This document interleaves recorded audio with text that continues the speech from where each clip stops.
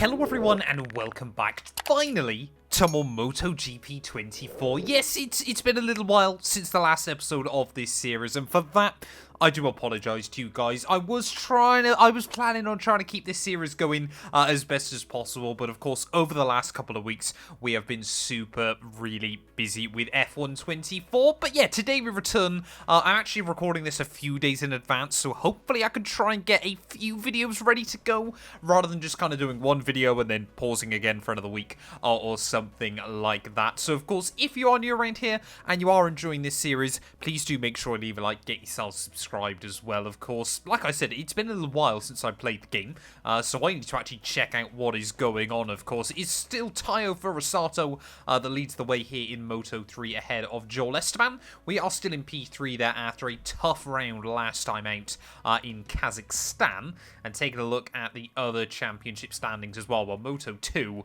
Vietti with a 10-point lead over Masia there and another 10 over Agura, so that seems to be the title fight I'm sure people want to keep out, keep an eye on. Jorge Martin absolutely dominating still in the MotoGP class there, as Marc Marquez down in 5th place. I've heard he's moving teams next year, IRL in MotoGP, so intrigued to see how he gets on with that. You guys will have to explain more about that to me down in the comments below. But yeah, this time around though, we're here in the Netherlands at the Motul TT Assen.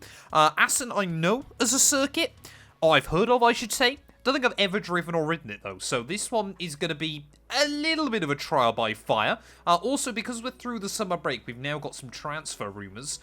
So it looks like Suzuki could be going to Red Bull KTM or Leopard Racing. Antonio Ruida's future is not no certainty, and Ortola doesn't seem like he's got any particular interest as well. And it won't let me scroll up for some reason. I don't know what that's about. There seems to be a few little weird things like that as well on this game. We got a message as well before we do this one. Holgado just apologising to me, so we'll keep it friendly on that one as well. But yeah, let's head out then here to Assen. Welcome to the Dutch circuit of Assen. Here we are again from the circuit where the second practice session is about to begin.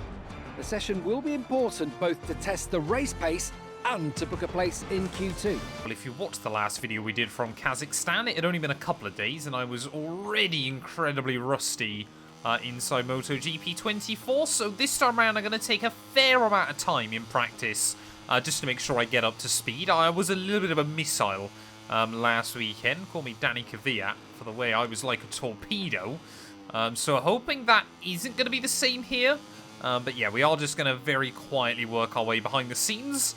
And hopefully we can make it still straight into Q2.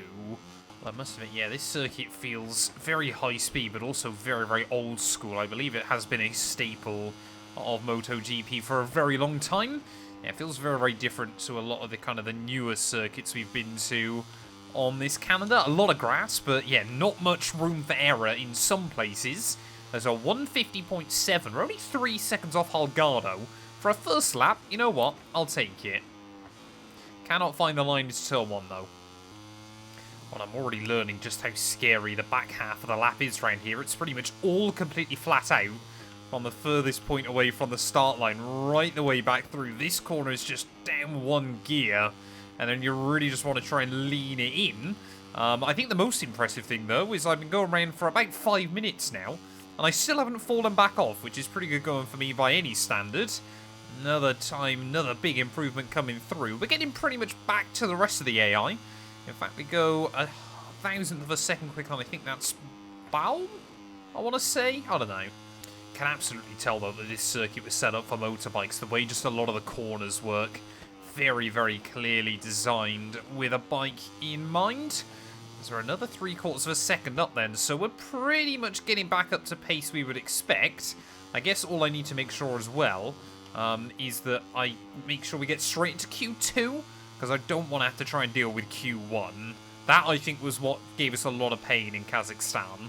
Well, there we go. We did end up staying in P2 there, just behind Forosato and ahead of Alonso. Colin Via, I'm sure, will be looking for a big result here at his home Grand Prix. I assume it's obviously still a Grand Prix, isn't it, on motorbikes as well. But yeah, Angel Paquera's down in P6. Where is our big rival, Tatsuki Suzuki there? I just missed him in P8, but I'm hoping that should be a straight into Q2. Welcome back, all you MotoGP fans. We're live for the second Moto3 qualifying session. Just a few more minutes and we'll find out which riders will start from the front of the grid in tomorrow's race. Well, normally I'd let other riders go out, have at it, and then basically just try and chase their times. Today, I don't think that's the case. Obviously, only 15-minute qualifying sessions in this series, and it does take a while to really kind of get the laps dialed in. I guess this place is a little bit better than Kazakhstan, just because the laps are a bit shorter. You know, whenever you go to those places where a lap's like over 2 minutes, it feels like a very, very congested qualifying. But I would like to start... Oh, obviously, I'd like to start from pole, but I would take kind of a top 6, I guess, as Holgado there will make the move down at the hairpin as I got a little bit loose and lively. Hopefully we can try and claim some slipstream off of our teammate. I think we should be able to there. Yeah, so much high-speed stuff around this circuit, though. It is brilliant fun.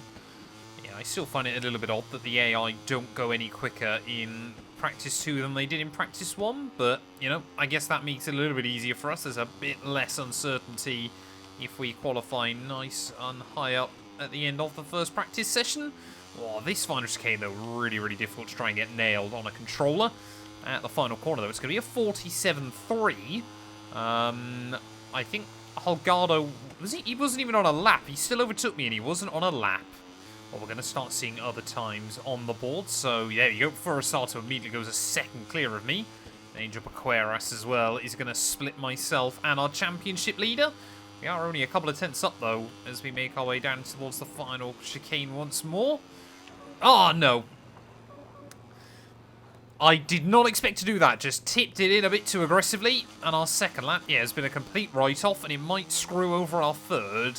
Trying to study the delta splits, it seems like we lose pretty much all of our time in Sector 1. We're 8 tenths down by the end of that first sector, and then basically around the rest of the lap, we don't lose much at all, especially if I actually get this final part of the circuit nailed.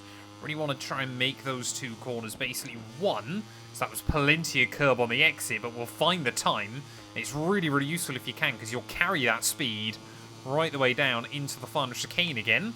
I've just got to hope this time around I don't bottle it. So, I mean, look at that. Oh, no, bit too aggressive. That might be track limits. I mean, I wouldn't want to do that on a motorbike in real life. On the grass there on the inside of the curbing. Come on, nail it. That transition over is horrible. But we're going to be another half second up then, despite the mistakes early on. If we can nail this first sector, we are actually on pace. The other good thing for motorbikes, obviously, around this circuit is that final chicane.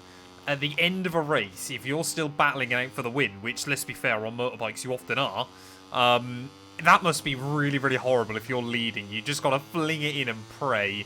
Otherwise, you know full well the rider behind you is going to do it instead. I don't know, but we are just not finding what we need at the moment. Way too deep through the final corner, and that's the lap invalidated. And maybe the next one as well. Yep, that is qualifying ruined. Well, there we go. Colin Via back on pole position for the first time, I believe, in a few rounds. There ahead of David Alonso and Suzuki. Championship leader for Rosato P4. Champion-elect, I guess. Joel Esteban in P6. We ended up P14, though, on the grid. So we've got some pace. Let's hope for a top 10 finish in the race. Race day has arrived here in Assen. A huge crowd has already packed the stands. Everything is ready for the traditional Dutch Grand Prix. Just a few more moments. These shots coming to us live from the grid, where technicians and engineers are carrying out final checks on the bike before the start.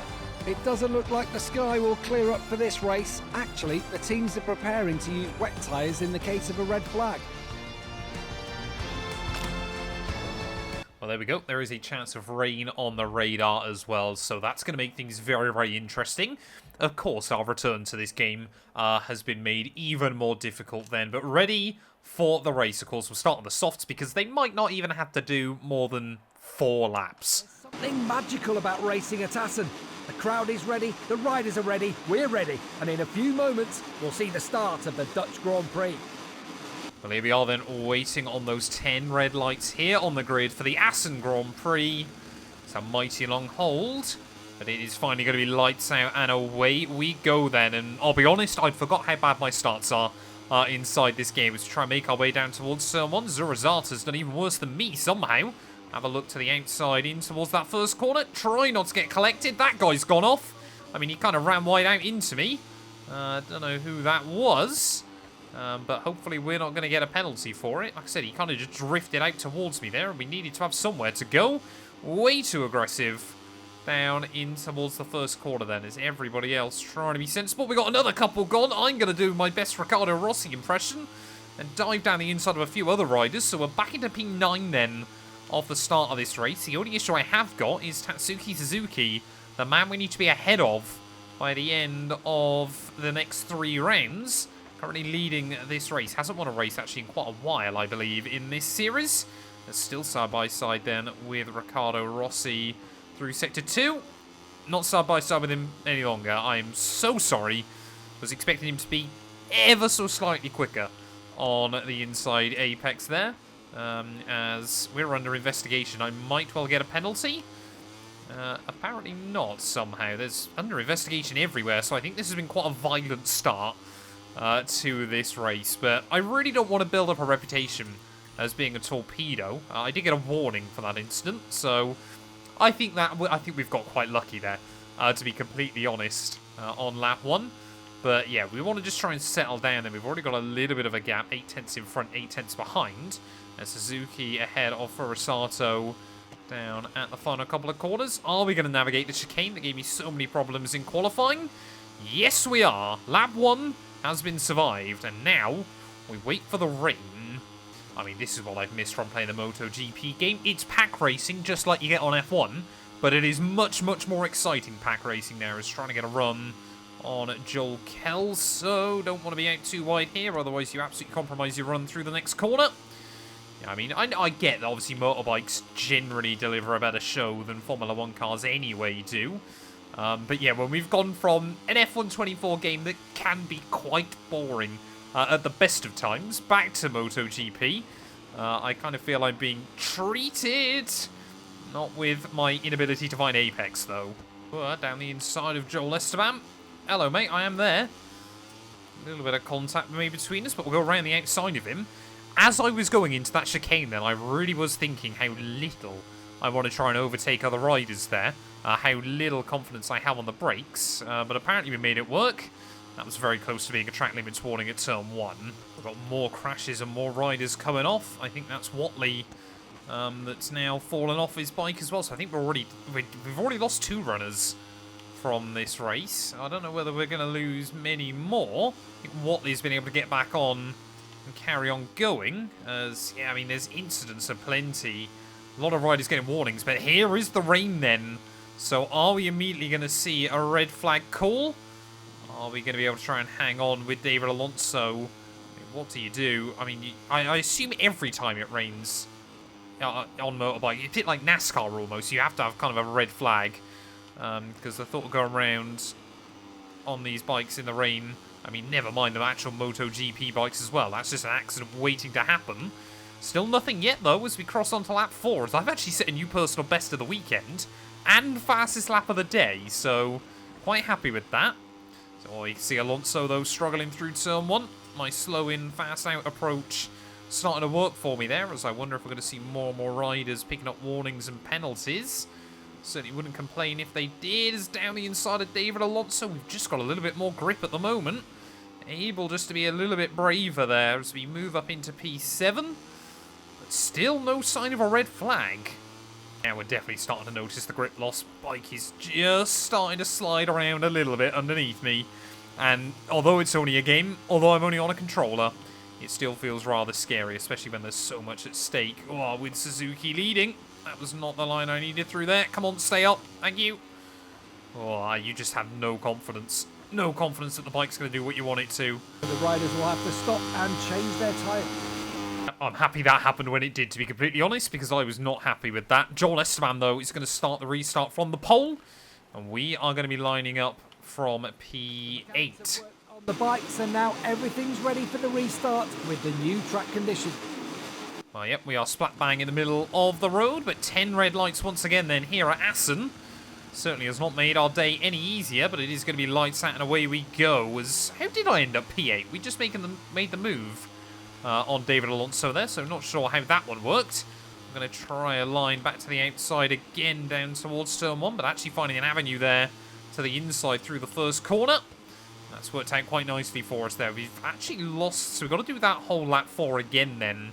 So that's very, very interesting as well. It's now only a 5-lap race to the checkered flag. But yeah, gaining some confidence, perhaps using your experience is going to be key here. We've had no wet running all weekend. So this is going to be really just everyone trying to go out there and basing it all on instinct. The AI really do seem to be a little bit reluctant to try and use the track width at the moment, as that penultimate corner is super scary. Not sure how we're going to fare in this final one. Having a look to the outside of David Alonso. That's going to be a track limits warning, although we definitely lost time because of it. Yeah, we made up 1 place off the start, but I'm not convinced we're going to be able to make many more. The AI just seem to have enough in their back pocket. I guess it depends on penalties, as they all want to run wide through turn 1. It's all my brain power at the moment is just being used to try and keep this bike pointing in the right direction and not falling over on me. This first sector, we definitely seem to be the most competitive against the AI, but it is easily the most treacherous as well. You'd think it'd be the highest speed stuff, but it's actually when you're really trying to scrub off through that hairpin and roll on the throttle where I'm struggling. I think we've got the pace, though, over Kelso, so even if it's just a case of trying just to finish in this P7 position, I'll be honest, as a return to this game in these horrible conditions, I would absolutely take it. How on earth did we not fall off there nudging the grass? Well, positive for us then in terms of our objective is that Suzuki doesn't seem to have the pace over Esteban and Furusato in these conditions. The drawback to that, of course, is if I want to try and go for a championship fight, Joel Esteban and Furusato are going to be outscoring me by even more here. 2 laps to go. We just cannot quite keep pace with David Alonso, who cannot keep pace with the top 5. Are rounding our way then through the final lap. I don't know whether it's the track conditions that have got worse or whether I've just got slower, because our second lap was actually the quickest I've done in these wet conditions. So I think I've just become less and less confident with the bike as we've continued on, but just desperately hoping now that I don't pick up 1 more track limits warning. Otherwise, we are going to be sent to the Shadow Realm here. Yeah, I really do feel this venue, I mean, in these conditions especially, was certainly a tough old test to come back to on this game. But like I've said, every time I've come back to it again, I do still really enjoy it. It always puts a smile on my face. And I really would love to try and sort of see how far this series can go. Whether we could end up becoming MotoGP champion a little bit further down the line. Of course, we've got a couple of F1 series. We've still got to try and finish EAWRC as well, as there is plenty more going on. But through the final couple of corners then, here at Assen, we are just about going to survive. It is P7 in the end, and we maintain our lead over Suzuki. While we wait for the director to take us to the Parc Fermé to meet today's stars, let's take a quick look at the final results of this Moto3 race.